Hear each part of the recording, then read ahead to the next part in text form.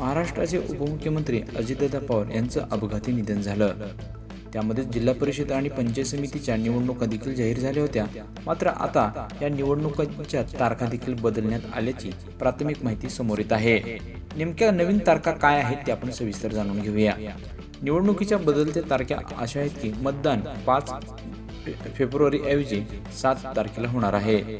तसंच मतमोजणी ही 9 तारखेला होणार असून उपमुख्यमंत्री अजितदादा पवार यांच्या निधनानंतर 3 दिवसाचा शासकीय दुखवटा जाहीर झाला आहे।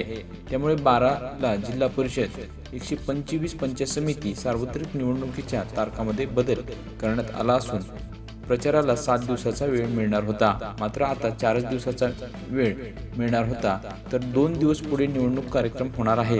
तसंच प्रचाराला अधिक वेळ मिळावा म्हणून अशी अपडेट केली असावी अशी प्राथमिक माहिती समोर येत आहे।